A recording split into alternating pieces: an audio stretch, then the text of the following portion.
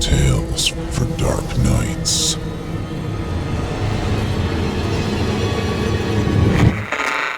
Want to make sure you never miss a Chilling Tales for Dark Nights video again? Be sure to subscribe and hit that bell to turn on notifications.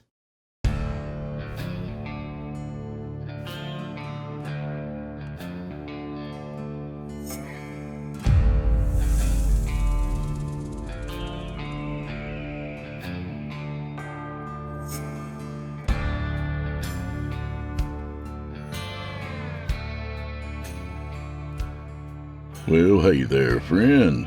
Welcome back to Casa de Blood. Turns out it's Ernest Hemingway's birthday today, July 21st, 1899, and somehow The Old Man in the Sea is copyrighted until 2048. Can you believe that shit? I know it, Chester. Well, we can always do that one in season 65 or so. I'll jot it down on the calendar.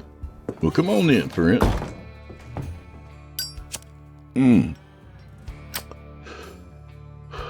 Alright, that's better. In lieu of Hemingway tonight, we've got our pal S4E17, whom you may remember from Season 3, Episode 22. So smoke 'em if you got 'em and drink those glasses to the bottom, y'all, 'cause your old buddy Drew Blood has a tale to tell. Oh, hey, I didn't see you there. You know, Drew Blood's Dark Tales is only one of the many shows on this network you could be listening to. We hope you'll subscribe to our entire lineup, including Chilling Tales for Dark Nights, Scary Stories Told in the Dark, Fear from the Heartland, and Horror Hill. All available on YouTube or your favorite podcast platform. Also, visit simplyscarypodcast.com to become a patron. For as little as $5 a month, you get our entire catalog ad-free and available to download or stream. A bargain. And now, back to the show. Hey, before I forget, this past week on my Patreon page, we released the very first episode of the Drew and Geoff Show.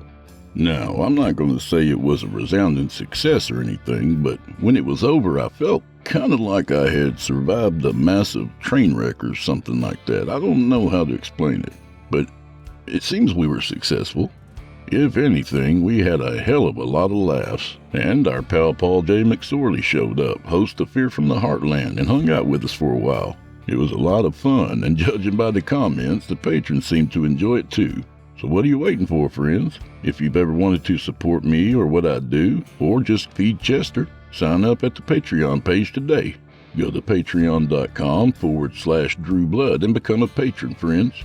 That'll get you access to exclusive content, including that bi-weekly train wreck we call the Drew and Geoff Show. Plus, you'll find that I've already posted the Creepypasta narration. Okay, moving along. Again, we're joined tonight by author Cecily 1987 with his unique brand of hard-boiled surrealism. So without further delay, I give you The Good Die Badly.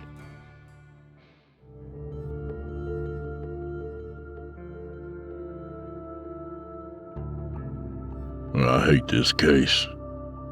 I hate it with every fiber of my being. I thought it was done and buried.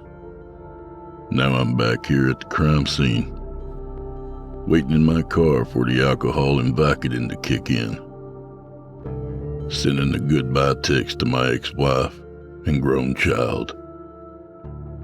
I look into the dark shadows of the abandoned building, and I know in my deepest heart of hearts, I am going to die in there. Once I feel the joints stop hurting, my chest stop burning, and my vision blurs at the edges, I step out into the street. The rusty doors of my old Buick squeal in protest. The old abandoned St. Emily's. Been abandoned for 10 years now. They built a new one on the exit to the freeway. Its glowing billboard offered quick care and service. Healing with hospitality was the new hospital's slogan. But not this one's. No. This wretched building had witnessed the deaths of hundreds over the years. The building had been home to the most vile scene of torture and madness to hit the state within the last 5 years. As I walked up to the entrance, chained shut with a padlock, I wondered if the building was evil, or if it only attracted evil. One thing was for sure. Evil was here tonight. I fished in my coat pocket for a key, hoping it would still be the same one from 5 years ago. It took a little bit of work, but finally the padlock popped open. I walked into the dark hallway next to the stairs. This entrance used to be for employees only, but I knew it well, and I knew I had to get to the 8th floor. As I climbed the stairs, my mind raced back to 5 years ago. I had just started my PI business back then. It was my first big case after my early retirement. My old partner threw me the lead. 4 girls had gone missing in the city within the last 4 months. The last girl was 19-year-old Vivian Straub. Disappeared after taking a night class at the local community college. The case was closed when Major Crimes caught the suspected murderer, a human stain named Jeremy Whitmore. Jeremy was caught after he tried to abduct another woman. This woman pepper sprayed him and stabbed him through the cheek with her car keys. Good for her. Jeremy was tracked down the next day and dogpiled by SWAT. In his interrogation, he admitted to the abductions of the girls. All 20 of them. Yeah, that's right, 20. There was no way he did all of that. He was literally borderline retarded, and 3 of the 4 girls were taken within walking distance of his apartment. He prayed off to college down the road, but not the college Vivian was taken from. She was taken from a college 40 minutes away. It wouldn't be the first time a serial killer exaggerated their numbers. Once they realized the jig was up, they wanted that Charlie Manson fame. He claimed to have killed a girl every night. Would start ranting and preaching when pushed on the details and logistics of his kills. The mayor's office was putting a lot of pressure on the PD to close the case. Jeremy was slowly giving out details on where he hid the bodies. He would eventually get to Vivian, right? My former partner Rob called bullshit on this. He said he was in the interrogation room with a dipshit Fed asking questions. Rob said the Fed led Jeremy into questioning to connect him to Vivian. Of course Jeremy knew of the college Vivian was taken from. He had lived in this town all his life. And that's not the worst of it. There was a voicemail from the night Vivian disappeared. She had called her brother, who was at home waiting on her. She said she was walking to her car and wanted him to stay on the phone with her until she made it. She had said they were following her. She then screamed, "Adam, David, Ed," before the call cut out.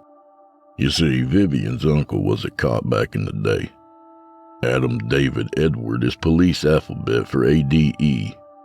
Vivian was reading off a license plate, just like her cop uncle had taught her, before somebody grabbed her. Jeremy didn't have a car, didn't even have a license. He was an idiot that killed in his own backyard.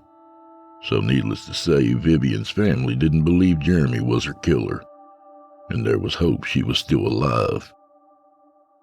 Vivian's uncle wanted to come out of retirement and start kicking down doors looking for her in my city. Of course, Rob caught wind of this and talked him down. He pointed the uncle in my direction, and I took the job at a deep discount. They could pay me in full if I found the girl in one piece. She had been gone for 4 days. I had to work fast. My first stop was the college she went missing from. The useless campus cops were no help to Rob in his investigation, so I talked with the student safety patrol that were the real eyes and ears. A nervous Indian student told me he and his co-workers had been getting more and more calls to escort girls through the parking lot at night. He told me they had called Campus PD on suburban idling across the street at the closed McDonald's. He even saw it 2 nights ago. Campus PD told Safety Patrol it wasn't against the law to sit in the parking lot at a McDonald's, and technically the McDonald's wasn't even in their jurisdiction. Useless. I had no further lead. I doubted the Mickey D's had cameras. So I did what all great PIs do. I went on a stakeout at the campus parking lot. My Indian friend agreed to keep it a secret when I showed him my credentials and slipped him $100 for 2 nights. As I sat in my darked-out car with the engine off and windows cracked, I fought boredom and the urge to not drink my soda. Too much would make me need to piss and blow my cover. Maybe another 20 and Avi would let me sneak into a building and handle my business. I'm not a dirty old man, but I can admire a gorgeous woman when I see one. Also, I was trying to think like the bad guy. So when a curvy redhead parked at the back of the parking lot nearest to the McDonald's across the street, I perked up. I was parked a few rows in front of her, using my rearview mirror to spy on her. I got a better look as she walked by me towards campus. She was on her phone and distracted, hands full of books and purse and keychain. She had driven a little CRV with manual locks. Walking fast and not aware of her surroundings, she passed right by me and never saw me sitting low in my car. Jackpot, I thought. She was easy prey. I hoped her class wasn't too long. If anything, I could watch her and make sure she made it to her car safely when it was over. But that's when I saw movement by her car. Someone was leaning against the passenger side door. I could barely see anything in the rearview mirror, so I quietly opened my door and ducked out between the vehicles. I got a few rows closer to them. I was a big guy, so sneaking was hard on my knees. The guy wore a hoodie and fumbled with the door for a good amount of time. Not a master criminal, I presume. Finally, I heard the door click unlocked. He opened it to unlock the back door, then jumped in to lie down. I could have taken him right when he was at the door, but it would have only been criminal trespass or burglary of a vehicle at most. A lowly Class B. I wanted him dead to rights. I would wait till the redhead returned. Red's class was an hour. The whole time my adrenaline was spiking. I knew what was coming was going to be bad. I could always tell. My arms would feel heavy, and I would get cold inside. My mind would focus to a sharp point. I hadn't started drinking heavily then, but this case pushed me to it.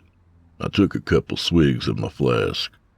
Finally, Red reappeared, walking and talking on her phone. She sounded and looked tired. As she approached her vehicle, I walked up loudly behind her. I waited for her to unlock the doors with her remote. "Ma'am, excuse me.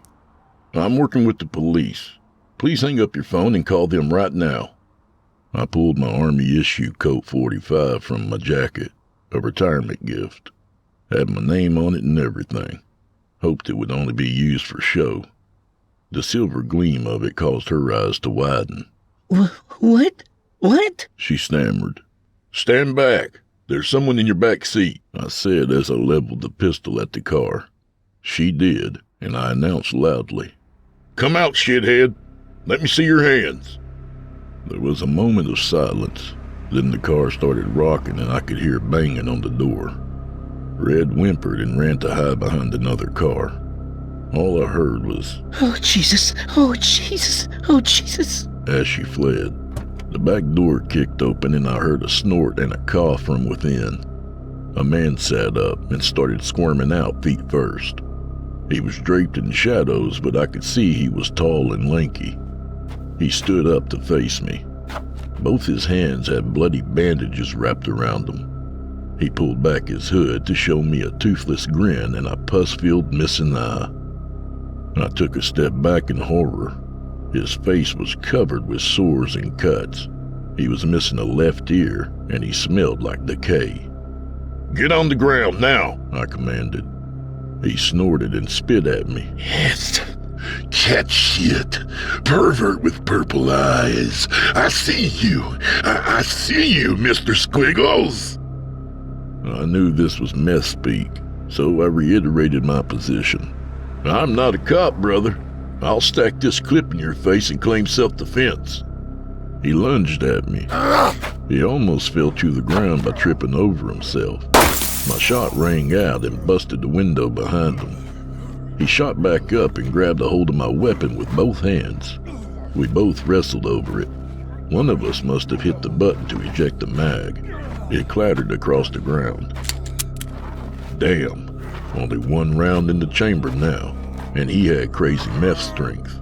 The Lord does not die tonight, Squiggles! He screamed at me with his rancid hot breath. He was going to kill my out-of-shape ass with my own gun. I angled the gun towards the ground and fired the last shot to ricochet across the asphalt. The slide rocked back to show it was empty.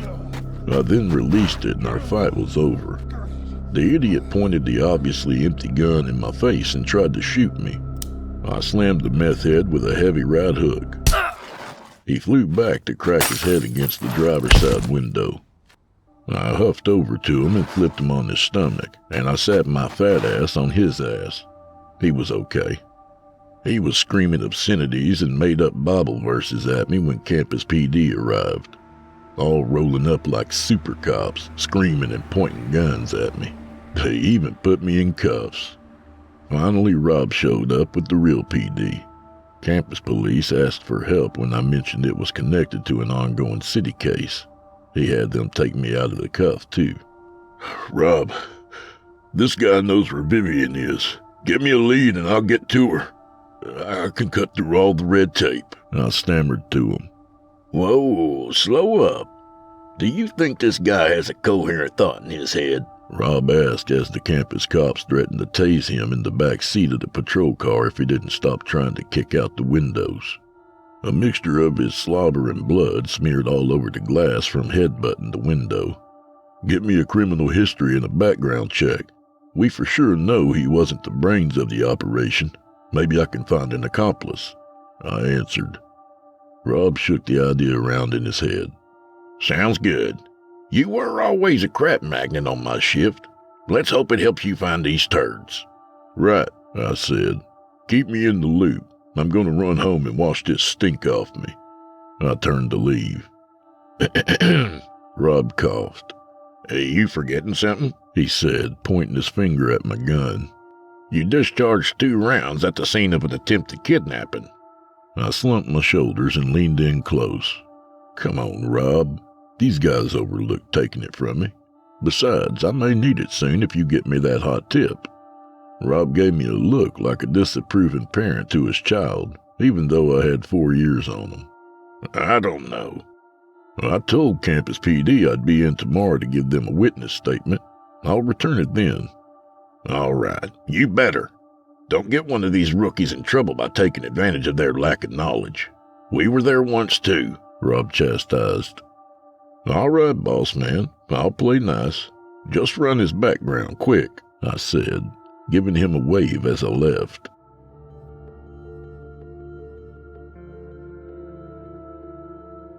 I had gotten home and taken a shower. I tried to abstain from the drink, but my knees were barking and waiting around made me nervous. 5 tramadol and a shot of the good vodka I kept in my freezer made me right. Back in those days, I used the excuse that I needed it to be on top of my game to keep me alive in the field. So what if I was a little intoxicated? Being in pain was worse, right? My phone rang around midnight. It was Rob.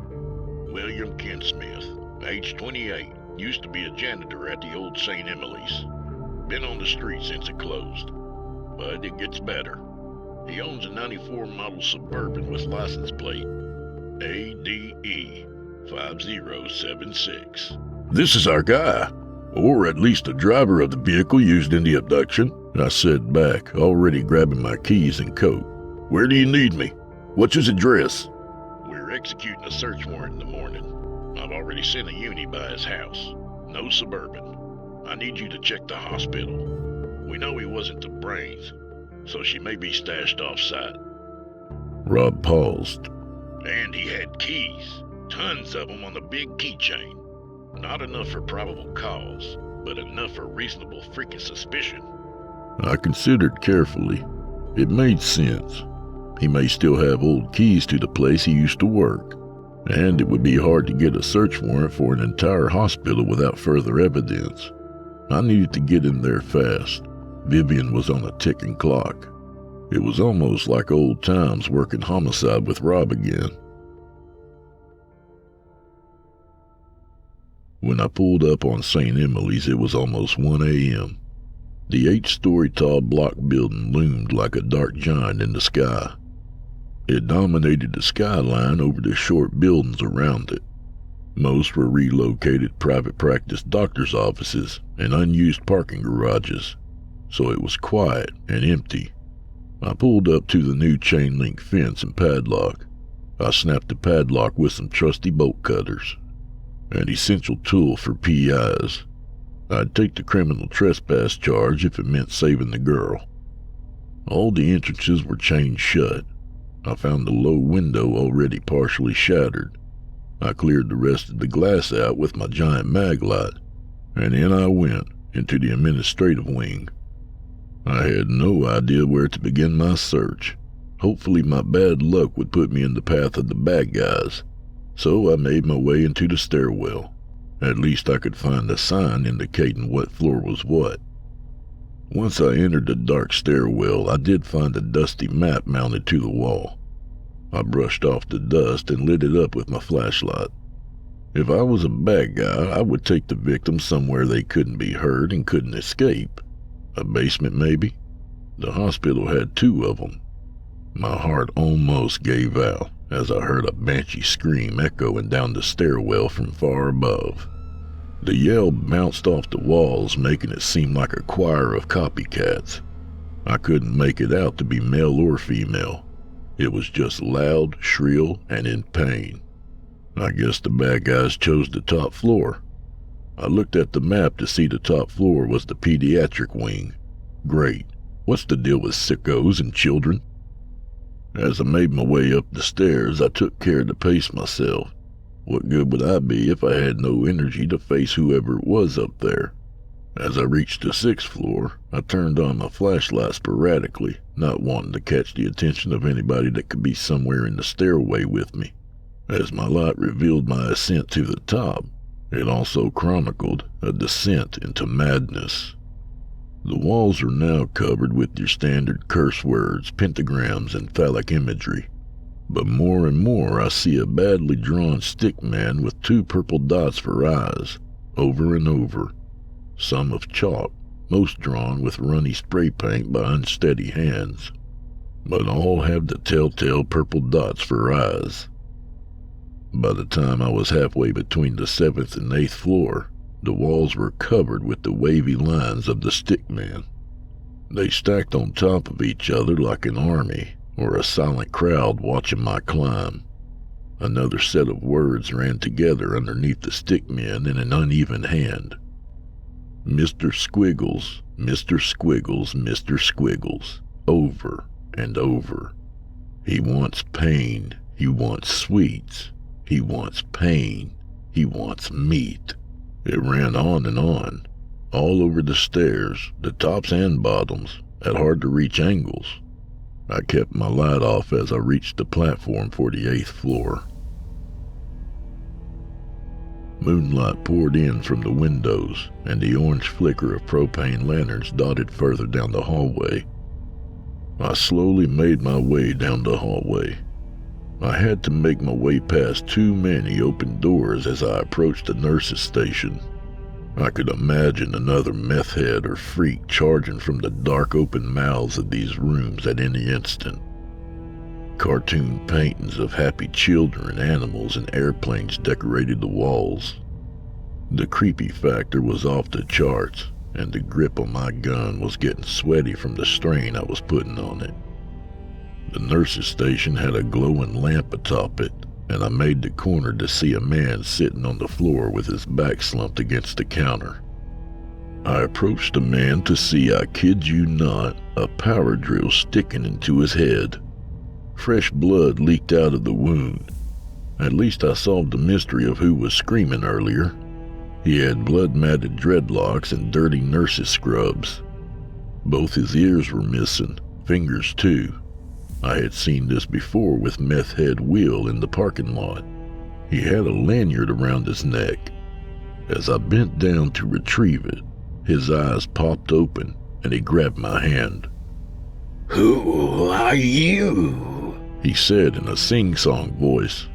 I put my pistol in his face and was about to threaten him before his hand dropped, and he went back to being quiet and dead. My fear froze me. I was sure he was dead before I got to him. He had the unnatural stillness of a corpse. Something I've seen many times. How does a man look you right in the eye and question you with a sparkle in his own, and just flip back to being dead? My reverie was broken by a frantic male voice further down the hallway. I killed the nurse, and Will hasn't come back with anyone new for you. It's over. Just let me kill the girl and then kill myself. She's had enough. I quickly ducked behind the nurse's desk. I peeked over to see a tall, shirtless, pale man walking down the hallway, hands on his head and pacing back and forth. I don't want to keep this girl alive. Let me finish her. Enough with your sick games. The man argued to no one. She's still alive. She has to be here. I snuck out from behind the desk and quickly approached the man while his back was turned. He quickly turned to face me as I was upon him. I bashed him right in the forehead with the butt of my pistol. He dropped to his knees and I held him tight by the neck. Where is the girl? I screamed. Now facing me, I got a good look at his ugly mug. His eyes were bloodshot and infected from tiny cuts under his eyes. His cheek on the right side of his mouth was hanging off like a piece of ham, showing a skeletal smile underneath. If they did this to themselves, then what did they do to the girl? I pushed the barrel of the gun in his cheek wound. He screamed. I screamed back. Vivian Straub, where the hell is she? I'll pick you apart until you answer me. I fired 2 shots above him and placed a hot barrel on his temple. This made the tweaker mad. With an unnatural strength, he stood up and picked me up by the throat with one arm. His offhand slapped my pistol out of my hand to crash somewhere behind me. My back was slammed against the corner of the high counter of the desk, and the disfigured man leaned in to look at me. I struggled to push him off with no effect. He pulled a rusty scalpel out of his pocket and began inching it closer and closer to my eye, a half-smile forming on the undamaged side of his face. The scalpel was only an inch away from my eye before he blinked at me and stopped. He released me to grab the chain from around my neck, pulling out my shiny PI badge. Are you a cop? He asked in a small voice, holding the badge out like a pendulum before his eyes. Yeah, for years. Backup is coming. You should run while you can, I persuaded. He looked back at me. I was a cop once. A deputy, he said sadly before letting out a growl and gritting his teeth, like he was fighting something. Room 824! He blurted out at me before running the scalpel across his neck, blood gushing quickly. He released me and fell back to the wall, quickly sliding down and dying. I stared at him for only a moment, glad for the mercy. Room 824 was urgent on my mind. I found the room quickly, knocking the door open and stepping inside. On the gurney was a small female handcuffed to the railing. Her face was covered completely in bloody bandages. Vivian! I shouted. She stirred and began screaming, believing me to be one of the psychos that abducted her. I hurried to her and prayed the cuffs took a police-issue key. They did, and I picked her frail body up. She screamed and swatted at me. I told her I'm with her family as I rushed her down the stairs. Her hands were bandaged up, too, and she's bleeding from somewhere. I got her outside about to have a heart attack as I fumbled to call 911. When EMS arrived, they had to give me oxygen too. Rob showed up with half a dozen unis and ran straight to the back of the ambulance where I sat. You got her back. You got her back, you beautiful bastard. He cheered. Out of all the dead girls he had seen in the past months, every victory was precious. I reached out weakly to give him a knuckle bump. Hours later at the real hospital, I sat in the waiting room. Ron came out to catch me up on the story he had pieced together so far. She's stable, but they did a number on her. Cut her face up, pulled nails, cut off segments of her fingers. He let out a very world-weary sigh. They cut off her tongue to keep her quiet, but it didn't. You known that. It just kept her from begging. I wonder what kind of sadist doesn't like begging from their victim.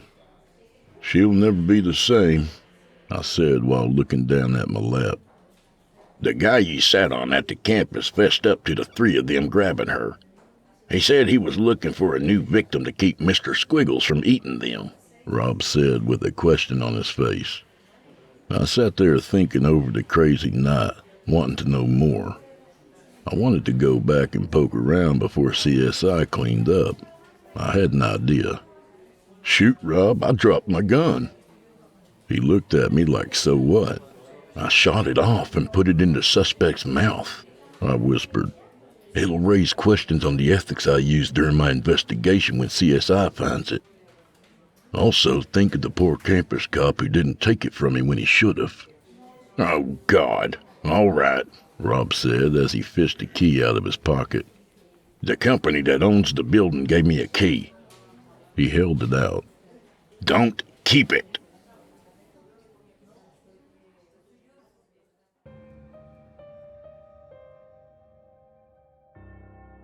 Early morning around 5 a.m., I roll up to the abandoned hospital.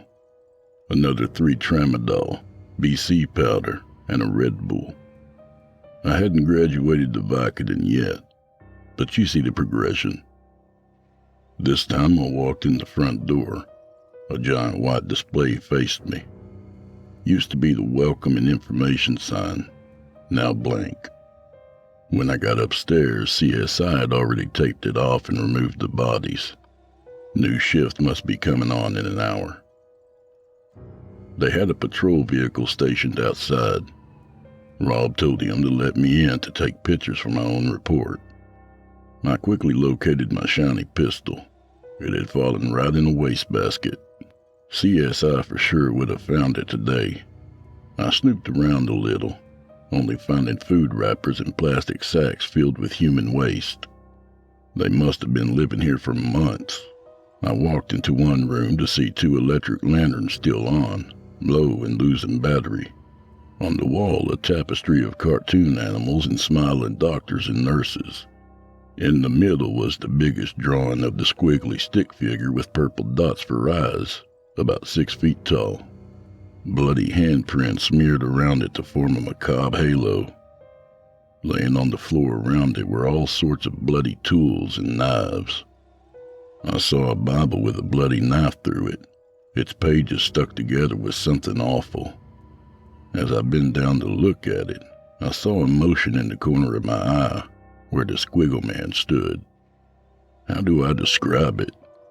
It was like when a character in a video game glitches into an object, or a spider convulsing its legs before it dies.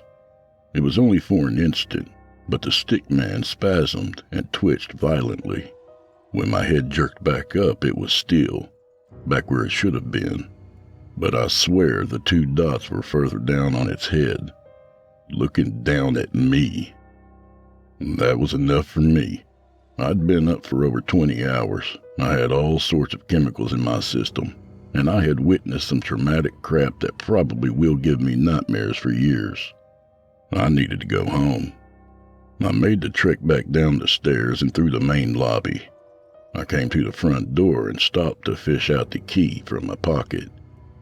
That's when I heard it. The voice that has haunted my dreams for the past 5 years. It was as if a professional voice actor was doing a Mickey Mouse impersonation, but more shrill and filled with malevolence. Or the voice of the clown from the new Stephen King movie, but with more pitch and a teasing sing-song voice. Who are you? I spun with my gun out.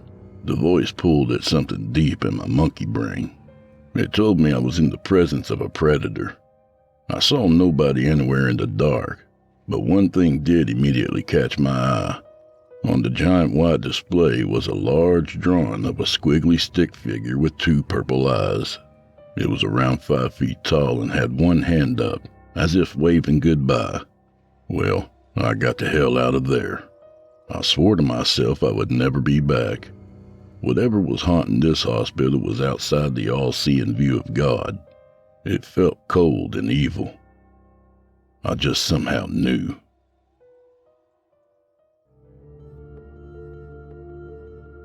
But now, 5 years later, almost to the day, I'm back.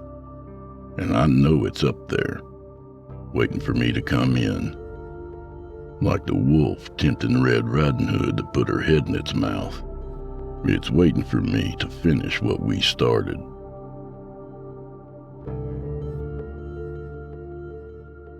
The events from 5 years ago were life-changing to me, and especially young Vivian. It took her weeks to recover physically, and she never quite recovered mentally. The creeps had cut off segments of 4 of her fingers, 2 on each hand. They had stabbed her in a non-fatal spot in the belly and let it get infected. They burned her body with cigarettes and used a blowtorch on her left foot. Worst of all, they cut out her tongue. It was some sort of game for them. One of them, Julian Arno, used his knowledge as a nurse to keep her from dying. He also used drugs to keep her from passing out from the pain, some sort of mixture of adrenaline and cocaine. Parking Lot Will had indeed been on the lookout for a new victim when I caught him. Another sacrifice for Mr. Squiggles, a thing they all worshipped vehemently. And last of all was Carter Regals.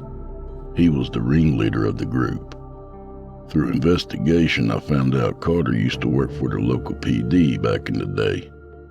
He started as a dispatcher before making the jump to patrol. Seems he was a deputy somewhere in East Texas before all of that. I found FTOs and officers who had worked with Carter. All reports say he was a good cop, but he was jumpy and refused to work night shift. He only made it 2 years before resigning for personal issues. Somewhere in the 2 years, he worked an extra job at St. Emily's when it was operational. Before that, Carter was a deputy in East Texas. I tracked down an ex-girlfriend who said he quit after saving a girl from being killed in the woods one night. The woman was left in a vegetative state for a while, and Carter developed an unnatural fear of the dark. He would complain of nightmares of monsters with purple eyes. Sounds familiar. So we got a nurse, a janitor, and a cop who all worked at the same hospital at the same time. I would love to know where and how they bonded in their shared lunacy, or how Mr. Squiggles infected them all. I could go ask old Parking Lot Will, but he killed himself in his cell shortly after being arrested. Used a shiv to harry-carry himself like a dishonored samurai.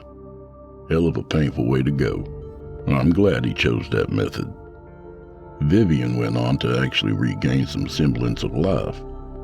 Heavy sessions of physical therapy and mental therapy helped. She had a great support system with her parents, new kid sister, friends, and me. I visited Vivian 3 times a week at first. Now it's at least twice a month. I became a close friend of the family. You see, I was changed too that night. My soul had been bonded with Vivian's, or our fates intertwined. I made sure my presence wasn't detrimental to her frail psyche. I asked her therapist if I would only re-victimize her by just visiting, but the therapist told me it was good for me to be by Vivian's side as long as I showed great interest in her life before the incident. I was a new friend made on the worst day of her life. I pushed her to remember her life before the incident, before she was shattered. I learned sign language for her, learned about indie rock and the fundamentals of drawing to learn with her. I even sat down to watch Full Metal Alchemist and even learned its difference from Brotherhood. Truth was, I was closer to Vivian than my actual daughter. Me and my daughter were good now, but I was a bad father to her in her teenage years. Maybe this was my penance for being a terrible dad. It took Viv 2 years to open up to anybody. Countless surgeries, therapy sessions, and skin grafts later. And when she did, I understood why she never wanted to speak of any of it. She spoke of the torture for 5 days, being roughly put back together by the nurse just to be cut open again. She spoke of the maniac screaming and ranting. All 3 of them constantly did, talking to Mr. Squiggles. Even stranger, she spoke of the ex-deputy, Carter. He would show moments of kindness and lucidity, giving her water, giving her pain medicine, always to be punished by hurting himself and apologizing to Mr. Squiggles. Vivian said Carter refused to let the other 2 hurt her anymore on the 4th day. Instead, they began hurting each other, cutting off their fingers and ears, anything to appease Mr. Squiggles. Janitor Will said he had had enough and was going to get a new victim for Mr. Squiggles to sate his wrath. Of course, you know how I caught him in his attempt. After Will left, Carter killed the nurse, Julian. Carter's plan was to let Vivian die so she wouldn't have to suffer anymore. I like to think when I showed up, he had a change of heart and saw she could be rescued. That's why he fought Mr. Squiggles and killed himself. Yes, I fully believe in the monster. Of course, I don't tell Vivian. To her, it was just shared psychosis brought on by drug abuse between her captors. Carter was like a mini cult leader feeding their drug-addled brains tales of the boogeyman. But I know what I heard and saw that night. Something evil occupied the shadows of St. Emily's, and I would have been fine with leaving the demon there to never be thought of again. But Vivian started having nightmares. Nightmares of a dark figure with purple eyes. She said it spoke to her, told her to hurt herself and others. She believed it was a manifestation of her trauma, but I knew better, and the voice was only getting stronger. Internet searches on paranormal figures are a crapshoot. With so many creepypastas trying to come across as real, it's hard to separate fantasy from fiction. I had to track down an actual practitioner of black magic, not some Zach Baggins cable show ghost expert. Enter Madame Monroe of New Orleans. Made contact with her by email and vetted her with some of my NOLA cop buddies. She was legit. Scary legit. Even the cops knew to show Madame Monroe respect in her neighborhood. I had to drop $1,000 just to see her, but what she told me was worth every penny. I ducked into a voodoo tourist trap off a side road from Bourbon Street. It was a store meant to trick the tourists into believing they had found a legit voodoo shop. I gave a passcode to the clerk and he led me out the back, through turns in an alley, and up the side stairs of a brick building. Inside the building was a spacious studio apartment, white marble floor, black leather furniture, and a giant flat screen and entertainment system. The air was a chilly 60 degrees in contrast to the high 90s outside. I was left alone for only a second when Madame Monroe walked in from a back room. She was a statuesque black woman with a soft red velvet dress, many necklaces, and long shiny braids pulled back into a long ponytail to hang to her lower back. She motioned to 2 tall back black chairs facing one another for me to sit. Once we had, I thanked her for the meeting. She just stared at me with her piercing brown eyes, just enough crow's feet to make her look slightly cruel. Finally, she barked out a laugh. Ha! You didn't expect digs like this, did you? Maybe you expected a shack by the bayou with chicken bones for wind chimes. No, ma'am, I didn't, I replied. Oh, hush, Cher. You call me Matilda. We're partners in this here mystery, She said with a hint of Cajun accent flavored in her purring voice. To tell you the truth, I was thinking of scamming an out-of-town ex-cop like you. But then, you mentioned purple eyes. She pulled out a Swisher Sweet from her small handbag and lit it. Now, we must work together. A strong scent of marijuana hit me, the good stuff. I laughed and said, I'm glad I've earned your attention. Also, my cop days are long behind me. I held out my hand to partake from her smoke. Matilda raised an eyebrow, amused. She handed me the joint and spoke. Yes, I see a lot of darkness in you now. But I also see a light that refuses to give up. What's her name? Matilda snapped in the air as if trying to conjure a memory. Your honey child. Vivian, that's it. Silky lines of smoke ran circles between us as I handed the joint back. I never told her Vivian's name, but I still wasn't sure I was being scammed. Purple eyes, she said, taking a deep drag and almost finishing it. I know of this one, and it's not pretty. She dropped the bud on the white immaculate floor and gave me a solemn stare. The devil isn't in hell, you know. Yeah, he roams to and fro, seeking who he may devour. He and his fallen angels will only be thrown to hell on the day of judgment. She tilted her head on the quizzical nature. So if the devil isn't down there punishing sinners with a pitchfork, then who is, Cher? Purple eyes, I stated as a half question. Yes, it is a thing of hell, a torturer, a weapon. It has no conscience or reasoning on why it does what it does. Its base drive is to punish, to inflict pain. It's as if a piece of hell itself exists on this material plane. Great, an uber demon, I smirked. I thought I would just throw some holy water at it and be done with it. Matilda didn't share in my humor. Her stone-cold stare only hardened. The weed was doing nothing on lightening her mood. It is a devourer of demons. It is a thing demons and angels fear.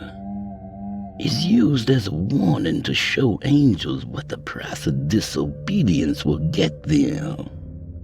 Yes, although created by God, it is not a thing of God. It is a thing made separate, a thing unseen by his all-seeing eye. So, how do I stop it, or exercise it, or whatever? It's still hurting Vivian. It's changing her. I spoke with exasperation. This was all too much. Somehow I knew what Matilda was saying was gospel. I had felt as much when I was in the hospital that night. My familiar tells me of a story about purple eyes. A story even legend among beings of the higher and lower planes. A brash, arrogant angel summoned Purple Eyes from the depths to take revenge on a treacherous demon. But Purple Eyes has no master and does not recognize the difference between angel and demon. It only knows to punish. So it absorbed the arrogant angel and went on to absorb many other spiritual entities. So it can eat ghosts? I said, trying to keep my mind open. If she was making it up, then she was a great storyteller. It is a prison for all things spiritual. It takes on the traits and knowledge of those it absorbs, Matilda warned. It is most attracted to innocence and free will sacrifice. Those things are non-existent in the void of hell.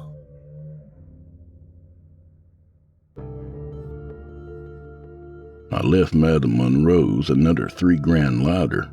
She swore to me she would find a weakness or spell to use against the torturer of hell. I would have gladly dropped more money if it increased my chance of saving Vivian. She was falling deeper into its thrall. On one of my frequent visits, I was sitting across from her drawing in my pad while she drew in hers and listening to Death Cab for Cutie. She tapped her pad with a pencil to get my attention to look up. She held up her picture, and I let out a verbal groan. I had told her not to dwell on her nightmares, to tell her psychiatrist, but she only shared them with me. It was another beautifully drawn picture of something terrible, depicted in her slightly anime-inspired caricature of a horrible event with purple eyes as the main focus. This one showed a small boy with a bald head, eyes closed and crying as a black shadow loomed over him, its purple eyes blazing. "Why do you show me these?" I signed to her. Her beautiful face was sullen. The plastic surgeon had done wonders on her, but you could still see shallow veins of scarring. "It won't stop bugging me till I show you," she signed back. "I think it wants you to know." "You can't listen to it, Vivian," I said aloud, causing birds feeding in the backyard to take flight. We were sitting on the back porch of her parents' house during a beautiful sunny day. Now all that was ruined. Vivian gave me a dour look and signed indignantly. "It's part of my process. It's part of my recovery." But I knew it wasn't. She believed Purple Eyes is a figment of the angst and torment on her mind. But I knew the truth. Her first pictures were of a human figure of pure light with brilliant magenta-colored eyes being swallowed by a wave of darkness. The angel from the legend. The angel of light had an expression of pure agony on its face. Then she drew a follow-up picture of the shadow, now formed like a man with its signature purple eyes. Then there were the pictures of her kidnappers. One of the cops standing in the rain across from a man as a woman hung from a tree between them. Another of a nurse with dreadlocks cutting his face as the shadow loomed over him. And last of the three, a picture of a janitor praying in a maintenance closet with two purple lights at the makeshift altar. I knew these were scenes of the torturer's life. It was showing them to Vivian, who would show them to me. It was taunting me. And the latest picture, I knew what it was about. It was the torturer's first meeting with Mr. Squiggles. I had been thorough in my investigation after the incident all those years ago. I tracked down a retired nurse who used to work on the 8th floor pediatric wing. Kiki Rollins worked 15 years at the old St. Emily's on the 8th floor. On the pretense of collecting ghost stories for a novel, she divulged to me the rumors around pediatrics' resident-friendly ghost, Mr. Squiggles. Kiki told me that Mr. Squiggles' story had been around since before she worked there. Children would tell about dreams of a bald-headed kid standing beside their bed at night. The boy would always show the patient a picture of stick figure people on a page. "That's you and me," the kid would say, pointing to the stick man. "I'm Mr. Squiggles and you are Mrs. Squiggles," the boy would laugh. Kiki said the children would always have this vision days before passing. It was always a comforting dream. Things among the nurses would go missing or be misplaced. It was always blamed on the antics of Mr. Squiggles. He was just part of the job, another thing to accept during this nurse's day-to-day routine. But then Mr. Squiggles changed. Around the same time, Carter Regals began working extra jobs on the first floor. Children had nightmares of Mr. Squiggles. He would pull at them and tell them only hell awaited them. The mortality rate on the floor went up 40% in the 4 months before the hospital closed. Kiki said nurses didn't feel good walking into rooms with the lights off. It always felt like something was waiting to pounce out and hurt them. So that's how I knew the pictures Vivian drew were messages from Purple Eyes / Mr. Squiggles. I could deal with the spooky taunting if I didn't see the changing in Vivian. Her kid sister Victoria, born a year after the incident, was the sweetest 4-year-old in the world. Vivian doted over her and pampered her with affection. She was an anchor to the innocent and good side of the world, but I had witnessed Vivian lash out in anger and slap her sister just days before. But now I must bring everything back to the present. The reason I'm back at this damned hospital. 2 days ago, Vivian had disappeared from her home. Victoria was gone with her. She had left behind a single drawing on Victoria's bed. It was a picture of me. I wore a face of confusion and surprise. Behind me stood the stick figure with purple eyes. A word balloon came from its mouth. "Who are you?" it asked. I knew it was a call-out from Mr. Squiggles. That's why I was on my way to the 8th floor again. Vivian would be there, and hopefully Victoria was still in one piece. I wasn't even halfway up the stairwell when I encountered the creepy stick drawings plastered all over the walls. They had stretched further down the stairwell than the last time, like a cancer on the building. But mixed in with the new drawings of Purple Eyes was a fat stick figure. It was drawn with a giant circle for a body, with a little head and limbs sticking out, a yellow star in the middle of its chest. One picture had the fat man holding a tiny square with RX written on it. Another had the man hanging from a noose. Another standing with a gun to his head. I seriously wondered who the stick figure could be. I wasn't that fat. When I finally reached the 8th floor, I was hit with a terrible smell. It was like bad breath being blown in my face. It was so thick I could taste it. I gagged and had to get a hold of myself from spewing down the stairwell. The doorway to the floor was pitch black inside. No moonlight like last time. As I got closer, I realized there was an unnatural wall of darkness blocking the doorway. I stopped and considered my options. I didn't want to step into the fog, but I had to get to Vivian and Victoria. I remembered the picture of the angel of light being swallowed up by the darkness. Wouldn't I be essentially just feeding myself to this monster? As if sensing my doubt, a scream echoed from within the black curtain. A female scream. A child's scream. Victoria! Vivian! I shouted as I stepped closer to the threshold of the door. My mind was made up for me when a strong hand shot out of the gloom to grab my jacket. It pulled me into the thick darkness. For a moment, all I could see was nothing but the void. Then, in an instant, a fully lit, clean hospital hallway jumped into view around me. I could hear the phone ringing from the nurse's station and muffled sounds coming from the PA. I listened harder to make out what was being said. All have sinned and fallen short of the glory of God. All have sinned and fallen short of the glory of God.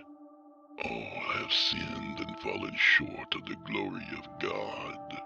It repeated over and over.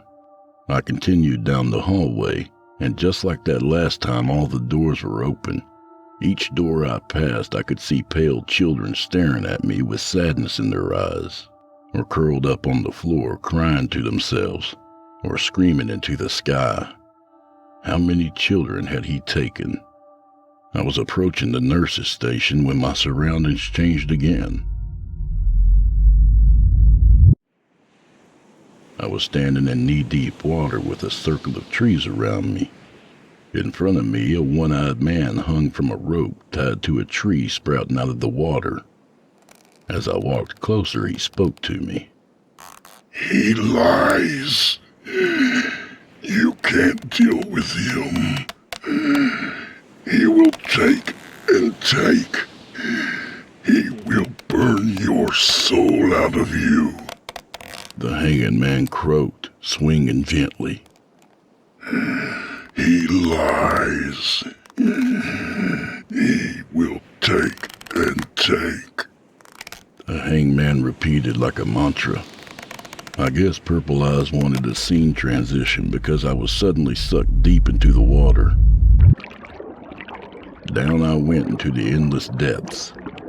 All the air escaped my chest as I saw my bubbles racing away from me. The mouthful of water tasted sour and burned my throat. I coughed it back out only to suck in more through my nose to scorch my brain. I knew I was going to die. I had let Purple Eyes literally get into my body. But the worst thought was I didn't think I'd die normally. Instead, I knew my soul would be locked away as the monster used my body as a puppet to hurt people. I thought of poor Vivian, a girl who was once a veterinarian's assistant and wanted to make the jump to helping people as a nurse. She had kindness and healing in her heart, all torn out of her for the past 5 years. Just as she was getting some semblance of hope back, the bastard took her again. And poor Victoria, just a child. And Purple Eyes was going to have her loving older sister commit sororicide on her. A righteous anger filled me as I drowned in the burning water. My anger only grew as I choked, and with a thud and a wet splash, I fell to hit a stone floor with water splashing all around me. I coughed and looked around frantically. All I saw were stone walls and a large metal door in front of me. The door was at least 40 feet high and 20 across, covered with strange runes and symbols. I stood up and stared in wonder at it. I can help you escape, even with the symbol you have carved on your chest. Came a booming voice. It was loud but somehow comforting, like the voice of James Earl Jones or Michael Clark Duncan. I used the last of my power for you to run. I don't want to escape, I said with fear in my voice. I have to find someone. The girls? Asked the deep voice. There was a hint of amusement in his tone. In my head, I saw a vision of a giant man sitting in the shadows on the other side of the door. His head was down and millions of feathers drifted lazily around him to cover the floor. I felt a deep sorrow coming from him, and a deep embarrassment. No greater love, spoke the voice. The figure in my mind lifted his head and his eyes burned a brilliant magenta. The whole room around me was blinding with the growing light coming through the door. A warm feeling passed over my body. The world switched again. I was back in the hospital for real this time. I was still run down and dirty, with moonlight coming through the windows. I knew this was real, like how you know the difference between a vivid dream and actually waking up. I had been freed, but there was no turning back for me now. I was heading straight for the room with the collage on the walls and the giant Mr. Squiggles picture. I heard a child screaming on the way, and I began to sprint. Sister, stop! Please stop! Vivian screamed. I turned the corner into the room to see Victoria's little body taped to a metal folding chair, her feet dangling. Vivian stood over her, cutting her cheek with a scalpel. Vivian, stop! I screamed. She turned to look at me and gave a big grin. She straightened and held the knife down by her sister's vulnerable throat. I had my gun in my holster under my jacket, but I didn't intend on shooting anybody. I reached to my back and pulled out a small tranquilizer pistol. It had cost me a pretty penny, but money wasn't an issue for me. I only had 2 shots. I would have to draw fast and hit her in the neck for it to take effect quickly. In my pocket was a string necklace with a charm bag on it. Madame Monroe had prepared it for me.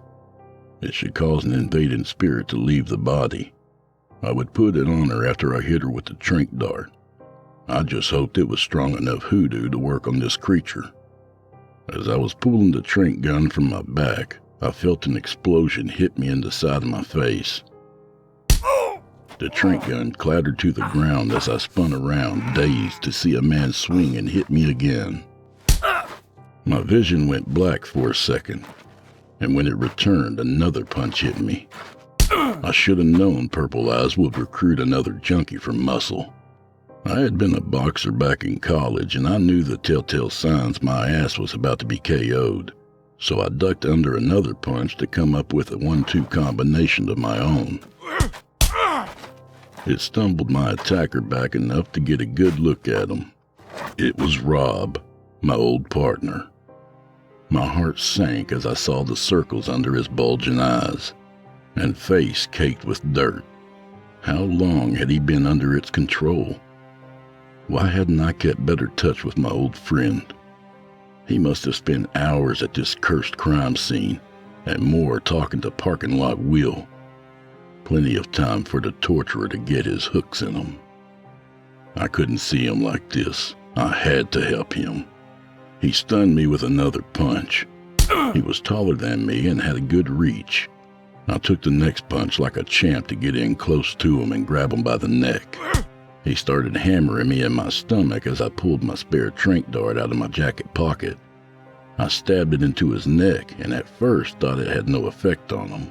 The blows kept coming into my abdomen, making my knees begin to buckle. Finally, he slowed and fell to his knees.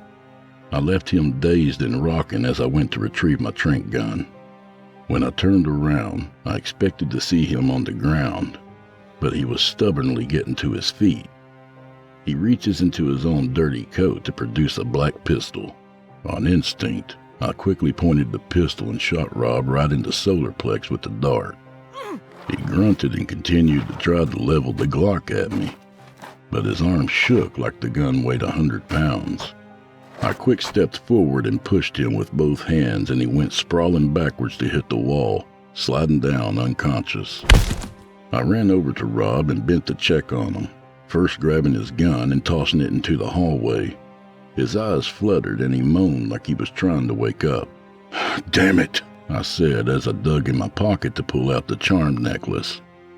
I was down both my darts and was about to use my trump card, but I couldn't let this thing have my old friend. I slipped the necklace over his head and he let out a gasp of pain. He began gritting his teeth as black smoke leaked from between his teeth and nostrils. The dark smoke gathered in the air before shooting towards Vivian to go into her mouth and nose. Now you watch, Vivian said in a terrible voice. I knew her being able to speak was impossible. The Mr. Squiggles drawing behind her began its twitching dance on the wall. She brought the blade back to Victoria's terrified face.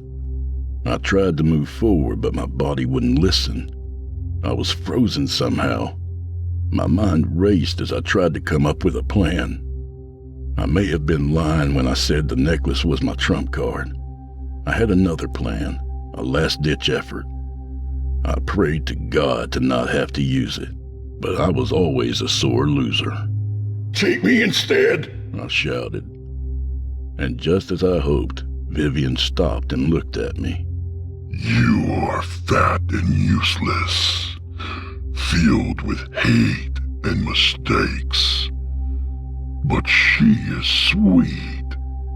We both are sweet," said the puppeteering Vivian. "Then let one go and take me," I pleaded. I had already figured even a torture monster from hell still wouldn't want to be me, so I had to sweeten the bait for it to bite. "What would hurt Vivian more? Me trading my life for her or her sister? Using me to kill one of them?" I screamed in desperation. "Whoever is spared will live with the pain all their life. It will punish them every day." "You would let me use you to kill one of the girls? The thing asked through Vivian. Yes, I said, my face in a mask of sadness. at least one will survive. I can't lose them both. Vivian straightened and gave me a hungry look. Then say it. Say you want me. I stand at the door and knock. Accept me into your heart. I gave a sigh of relief. Hopefully Purple Eyes thought it was a sigh of exasperation. I said the words. I welcome you into my heart. Take me instead. An ashen wave of black smoke shot out from her face into mine. It felt like I was drowning in the burning water again. It continued to burn down my throat and into my lungs, reaching every part of me. Once it finally stopped, I felt pain screaming in every part of my body. It was an onslaught of maddening sensations. I tossed back and forth like an animal caught in a snare. It only stops if you hurt them, said a voice in my head, but it was twisted and sickly. Through a purple blur in my vision, I saw Vivian's face. She was terrified and confused. She looked down at her taped-up sister and bent over to start ripping her free. You better be worth all the money, Madame Monroe, I thought, as I took a menacing step towards Vivian. I had wired another $5,000 to her before showing up tonight. She should be in a dark room at this moment performing her own counterspell. The powder, Cher, the powder, came her voice in my head. My hand went to the PI badge hanging around my neck. I pulled it out before me. A small vial filled with white powder was next to my dangling badge. I felt a sense of confusion come from the monster as I popped its cork and held it to my nose. You see, I had 5 years to plan for this showdown. I had gone to great lengths to learn about my enemy and how to protect the people I love. The powder I was about to snort was a special mixture of Monroe's. It was supposed to give me control back temporarily. I threw my head back and sniffed the whole vial through my nose. Oh boy, let's just say I found out cocaine was the main ingredient. It felt like fireworks were going off through my body, and my mind felt like a red-hot knife. Stay away, Vivian, I demanded as I marched away from her, but I couldn't help it. I turned to look at both of them. Forgive your sister, Victoria. She didn't mean to hurt you. And take care of Rob. I began to tear up as I looked into Vivian's scarred, beautiful face. I love you, Viv, I said quickly. With that, I turned and stormed off. I could hear Vivian crying after me. I was making it towards one of the rooms with a huge window. I pulled my gun out of my jacket and started to point it at my head. No! I felt the torturer's voice yell in my mind. It sounded like it was far away, but it still had the strength to make me throw my head away and to the side. Check, you purple bastard, I said as I angled my arm to point at the window. I shot the whole mag into the glass, shattering the window completely. I dropped the useless pistol and began marching toward the open window, taking big, heavy steps. Purple Eyes fought me tooth and nail the whole way. When I got about 5 feet from the window, I felt the monster's panic. It started taking a different approach. I'll just go back to the girl. All of you will still die tonight, it said in rage. There was a moment of calm as I felt Purple Eyes let go of me. Then his presence came back with a feeling of absolute confusion. Checkmate, I said as I ripped open my button-up shirt. Carved on my chest was a bloody sealing and binding rune, specially designed by the powerful madam. The bastard wasn't going anywhere. He was staying in this hunk of sentient meat the whole way down. I will kill her. I will punish the whole family. I will punish all of you.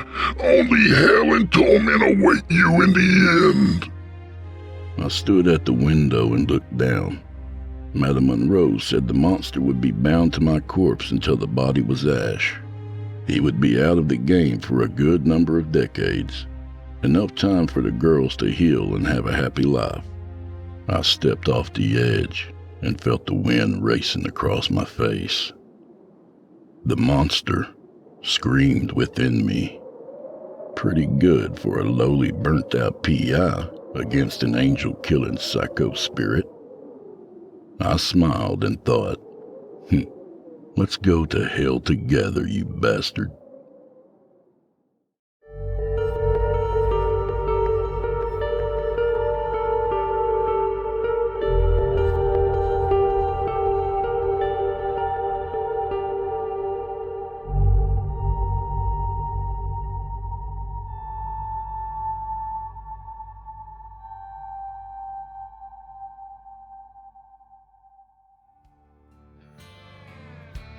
Now that's dedication. That was The Good Die Badly by Cecily 1987. A good reminder to never leave home without your binding runes. A little about the author. Cecily 1987 has a background in law enforcement, corrections, and security. At this point in his life, he'd rather write about crazy incidents than experience them firsthand.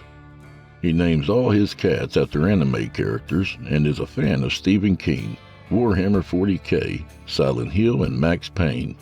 Thanks, Cecily. And do old Drew Blood a favor, would you?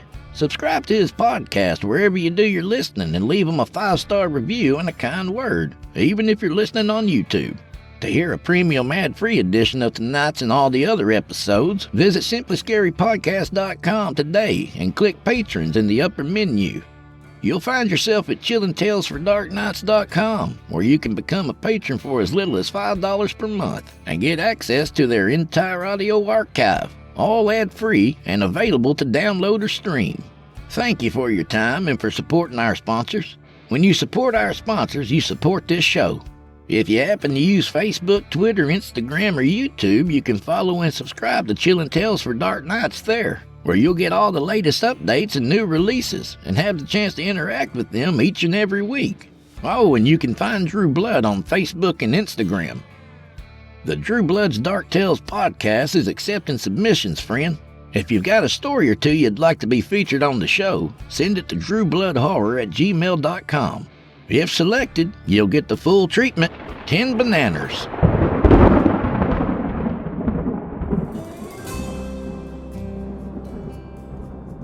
Well, I'm afraid this is where we part ways, at least till next week. So grab a drink for the road, friend. And here's the Hemingway. Remember, 2048, we're doing this thing. And I'll go ahead and say hello to a few more of my patrons. So Jamie Johnson, Cat Evans, Gene Griggs, Maribel, The Gear Dude, Pamela Weaver, and Ryan Coates. Thank you for becoming patrons. I really appreciate it. It means a lot to me. So may the wind be at your back, and may the road rise up to meet you. The road's that way, just so you know, getting kind of late.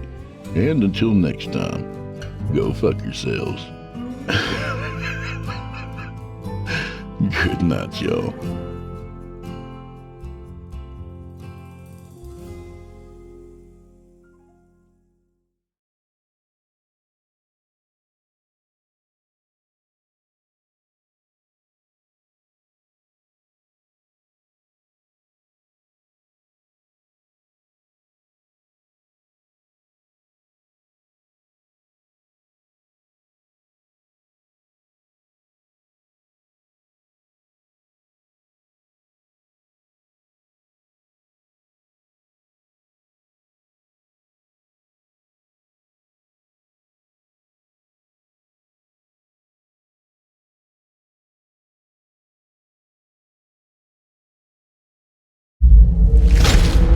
Chilling Tales for Dark Nights.